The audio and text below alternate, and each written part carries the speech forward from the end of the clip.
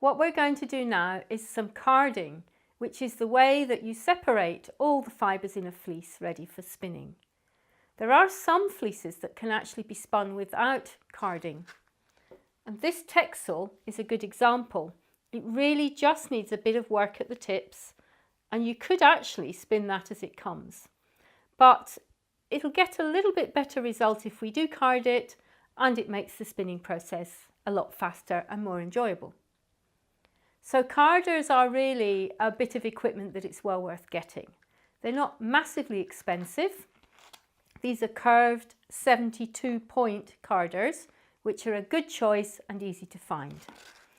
And they have lots of little short teeth on them that separate all the fibres of the wool from each other. When you get a new pair, what you want to do is sand them with a bit of sandpaper all over in every direction before you start to spin, because they can have quite rough edges where they've been cut, and that catches on the wool.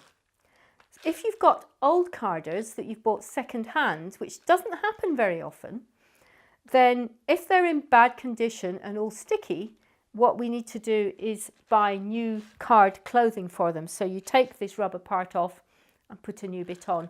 You can't really wash them because the water gets underneath the rubber and then they rust and break off, and you don't want broken off carder teeth in your fleece. So what I'm going to do now is pull out the wool by the staples. We talked about keeping the staple formation when we washed and sorted the fleece. So we now have these lovely little points. I'm going to hold the fleece quite firmly, a big bundle of it, and then this hand tugs sharply. And if you tug sharply, you should find it comes out more or less intact and doesn't make what's left behind untidy. So the first thing I'm going to do is flick the tips. And as we just said, with something like this, sometimes there's not much else to do. But you see how now, instead of the little points, it's all fluffy at the ends. So I flick one staple and then I lay it onto the carders. Pull out some more. Flick the tips and lay it on the carders. And just a little bit more and that's enough. If you put too much on, what happens is it all fluffs up when you begin to card it and gets too much. So there we go. This can seem a bit confusing when you first see it done, but if you then run the video again and do it along with me, you'll find that really helps. And carding is one of those things that if you do go to a group or a guild, someone can usually show you if you do get stuck. The other thing is just fudge it a bit and make sure it's all carded if you can't remember the sequence, and it'll be okay. So the first thing I'm going to do is hold this one like a hairbrush quite firmly and then put it on the other leg. It's not that leg, it's that leg. This one is also held like a hairbrush, and what I'm going to do is I'm going to work my way up. So I'm going to card that bit, that bit, that bit. And you don't mesh the teeth like that. The carding happens in the space between the teeth. So if it's hard to do, just lift it a bit and then do it. You'll be meshing the teeth. Sometimes you have to hold it a little bit to start with. And the action is going down, which is why you're doing it off the side of your leg. So if you keep your elbow in, that helps you not to do this sort of upward action. We want to go down, which pulls the wool nicely through the carder teeth. And it makes sure you're using the whole width of the carders. Little bits of straw, you can take them out. So 3 or 4 strokes, and then we're going to transfer the wool from one carder to the other. It doesn't matter which way you go. You can do that one to that one or that one to that one. But the bit that often is confusing is the turning over. So I'm going to put this one onto this one. So I turn this one over. Now to do that, I can't do it like that. I have to actually put my hand out.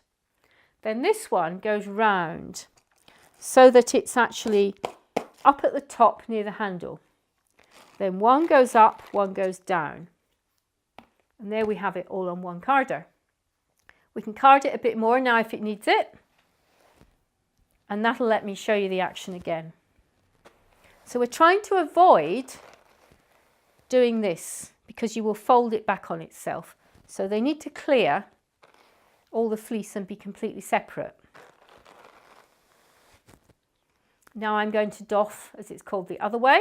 This one does that, goes to there, one up, one down.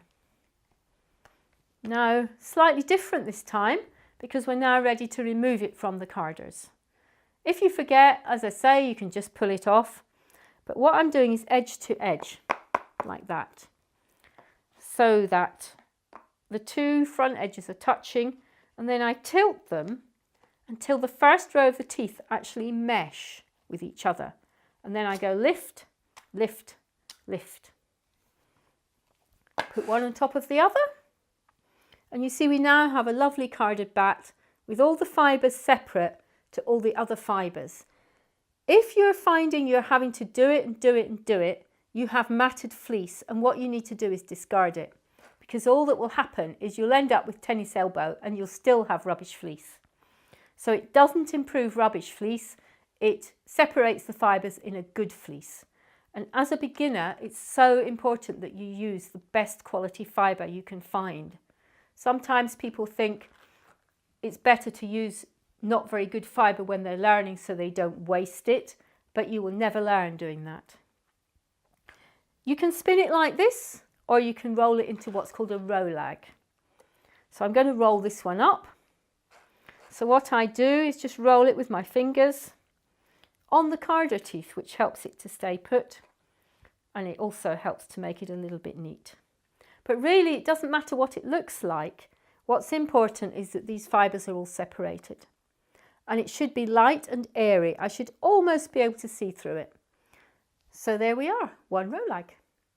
And I think what we'll do is just quickly do that one more time, and then that gives you a chance to see it again. It really is quite quick when you get used to it. So I'm flicking the tips.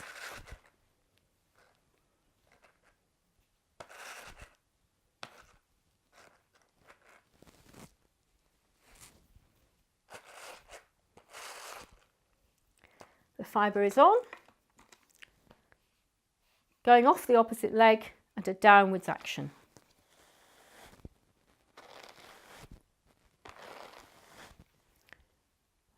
One up to the top of the other, over we go. We can do it again.